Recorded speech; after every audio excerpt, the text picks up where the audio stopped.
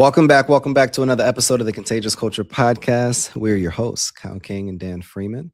And look, we got things to get into. So we're just gonna jump into it. We want you to understand that if you're not cut out for business, you shouldn't start one.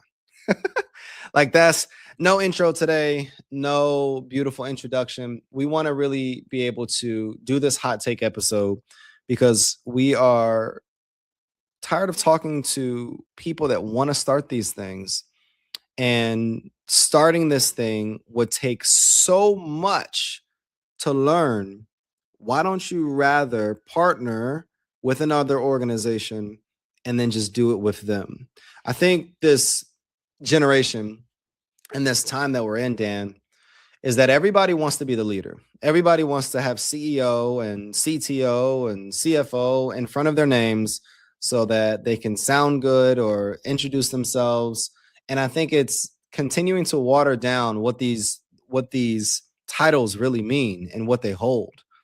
You know, I was having a conversation with the leader this morning that didn't know how to integrate something on our website, didn't know that how to manage a budget, like on all of these different things, and claiming that she's an executive director of an organization and all of these things that we just have to know. And before we assume the title, we have to ask ourselves, do we actually have the background? Do we have the experience?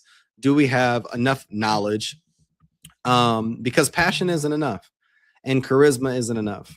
And your desire to want to make change isn't enough. So that's all I got, Dan.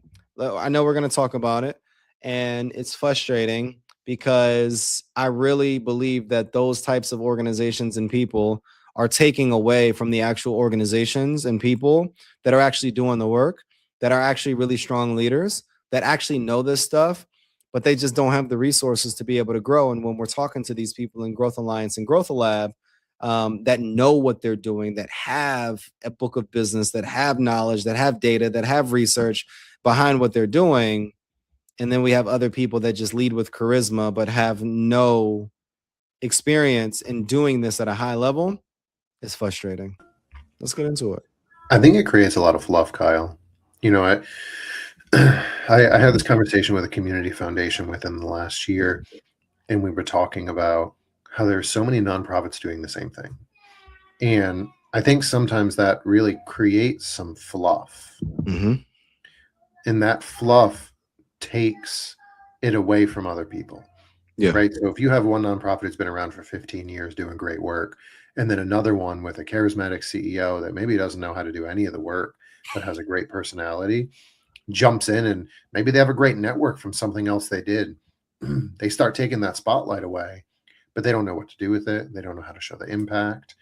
And, you know, not only that, I was really thinking about what you just said. So yes, it creates fluff, but it's kind of like, if you think on the corporate side, right? You think on the corporate side when companies are looking at their competitors, right? Mm-hmm. Sometimes that makes you do things that are uncharacteristic to your brand and your mission and your vision. And that may be, well, we were doing this for a certain amount of time. It was doing really great. We were scaling it, blah, blah, blah. But we need to push this other business out, this other company. Like, they're going to try to take our space. We need to do a large event now. We need to spend 8 months of our time working on a large event that is not going to bring us the return that we thought that we would get. And it makes people change, right? That competitive advantage is sometimes not an advantage, it's a detriment. So I think it's really interesting to what you said.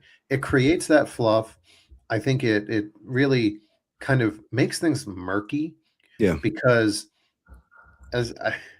you said it really great, and I just love this. Not everyone's meant to do it, right? you can have an entrepreneurial mindset, but if you can't sit down and do the work, you're just wasting everyone's time, right? I agree. But sometimes you can just be a team player, right? I got a book on my shelf I was looking at yesterday that's talking about like how to lead when you're not in the front, right? You can do that from an organization. You don't have to start your own. You can use those talents in that connection and that mission and your personal mission and reach out to another nonprofit that's doing it great and say, hey, I'd love to be part of what you're doing. I really wanted to start my own. I have these connections, I have this network. I don't know if I'd be a great fit to start my own, but maybe I can bring this to you and we can work together to further your mission. And I think that's what entrepreneurship is. Like, I just looked up real quick the definition of entrepreneurship based upon like what people say. And it says the definition of an entrepreneur is someone who creates, organizes, and manages new enterprises, typically with the goal of making money. An entrepreneur is someone who has the ability to bring a new product or service to life. And you may be entrepreneurial. I love what you said in your mind, but you may not be a business person. And I think that's the disconnect, right? Like in this age, everybody wants to be a content creator and social influencer and all these different things, but they don't really understand what it takes to really grow something and build something and lead teams and build structures and build systems and go out there and go get it.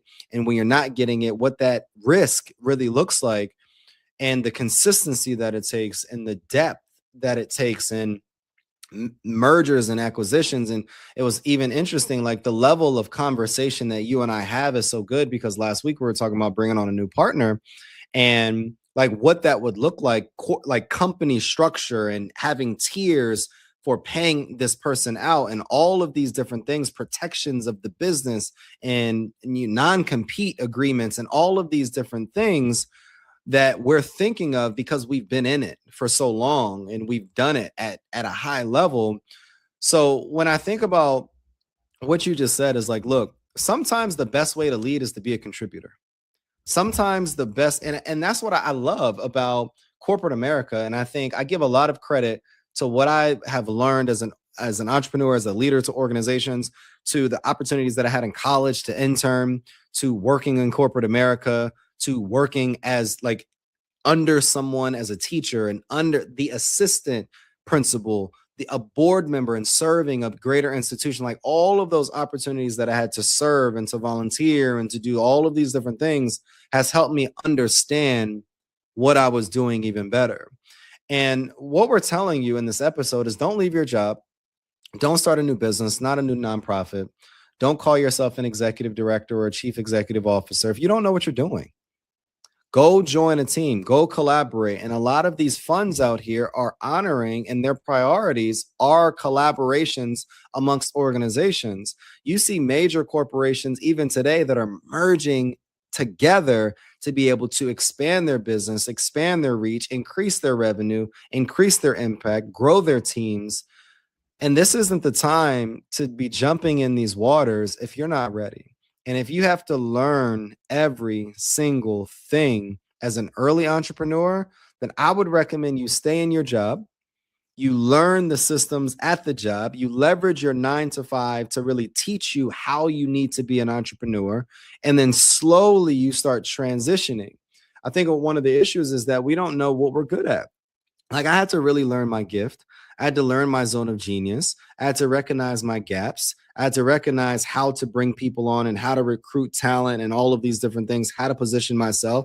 I had to put myself in the weeds of learning systems and all of these different things and how those things work together. I had to work under a lot of entrepreneurs and serve a lot of entrepreneurs and leaders to be able to become a leader in my craft. I had to read a lot of books before I wrote my first book. Then I had to have a lot of drafts before I submitted my final draft. I had to release a lot of content before I actually started to understand my own voice. Like you have to put those hours and that time in before you actually just start thinking that you're just going to be in the Super Bowl. Like you have to go and put the time, practice, put the shots up in the gym, fail a little bit before you're just coming out here applying to grants and you've been an executive director for a week. You know, I'm happy you kind of triggered something in my head I was thinking about too. You talk about applying for grants, right? Because what happens is a lot of these individuals start nonprofits and they have zero idea how to market their brand, how to understand their problem, how to understand what the solution is, what they're providing that is different than other nonprofits that can fit some niche need that is not being covered. But I don't think people think this deep, and that is the first thing they do is grants, right? They're going to try to get a grant, but if they have no experience writing a grant, probably not going to be that great. Mm-hmm. And if they're just starting it, they probably don't have the funds to go through a course with someone like Yana, right? Who we work with to Yep. learn about how to write grants better. But what does that do? That murkies the water. It puts unnecessary strain on these foundations that are trying to find nonprofits that are making these impacts that need more help to do it. It makes things take longer. People lose their passions. I know that sounds kind of crazy, but when all this fluff comes in here from these people thinking, I'm going to start my own nonprofit, I'm going to do this and that, I'm going to fill out a grant, you're not doing quality things. You're slowing down the process for all these other nonprofits that are making an impact. The foundation individuals are looking at each other saying, what is this? Like, why do I Exactly. have to keep funneling through these things? Exactly. And it really just creates like some issues in the process. Because this podcast isn't one to make you feel bad. It's one to trigger you to take action, though, whether that's positive action or, well, I feel like all action is positive action. We want to leave you with something, though, right? Why are you doing what you're doing? Let's focus on that question first. Like, why am I really doing this? And is me leading this work the best way to achieve my why? Or because, and I'm going to give an example really quickly. A few years back, I wanted to do a scholarship fund for students. And I reached out to a friend of mine, George Achampong, and he's a financial advisor, guru in the financial space, has made a whole lot of impact in this space. And I asked him a question. I was like, George, what will it take for me to start my own fund, to invest my own money, to be able to send 10 kids to college every single year? He said, it's a terrible idea. I said, what? He said, is it about you actually just being the person that these people are celebrating, or is it more about the fund? I was like, well, it's about the fund. He was like, then why would you use your own money? And it was genius. And it really opened me up. He was like, Kyle, why would you put all of your own money into a fund? Yeah. And then, like, why not just have 10 of your friends put up $2,000 and then have them commit to that every single year? And then you just have a fund that you may started, but it's other people doing this. And then you have a board and they're recognizing people collectively.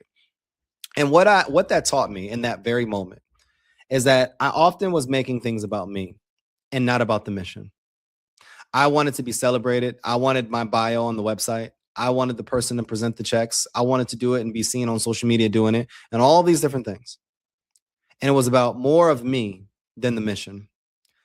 And if you are stepping in spaces that you are not an expert in, if you are stepping in spaces and not willing to invest in coaches like Dan and I, if you are stepping in spaces that you want to really drive your mission forward, but you're not willing to get the education, get the knowledge, get the experience, then you're doing your mission a misjustice.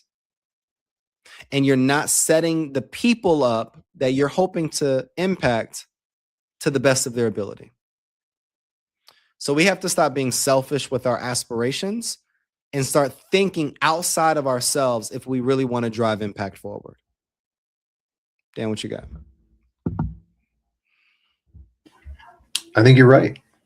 It's very easy to think that you are doing something great and in turn actually creating an injustice for the population and the people and the groups that you want to serve. It's a lot harder to reflect, to look yourself in the mirror and say, as you said, Kyle, why am I doing this? Is there a more efficient, is there a better way, a more impactful way that I can do this and work with people who are already making this impact? It's a lot harder to look at ourselves, to be aware of what we're doing and our own intentions than it is to just jump in and do something. And I think that comes back to what we talk about in leadership, in the nonprofit space, about whether you need help and you should be coming to work with us in the Growth Alliance or the Growth Lab. It's saying, where am I at? Where do I want to go? And what's holding me back? Where am I at? Where do I want to go? And what is holding me back? Because everything that you allow to hold you back is also holding the people back that you were called to serve. Every time that you're not honest about where you're at, it's you not being honest with what you need so that you could be able to impact the people that you are motivated to impact. And if you're having challenges with answering those questions, come join us in the Growth Alliance. Go to jointhegrowthalliance.com, jointhegrowthalliance.com, and let us help you unpack where you are, what you need, and how you can be able to impact these people that you were called to serve more effectively, efficiently, and at a low cost for a long time.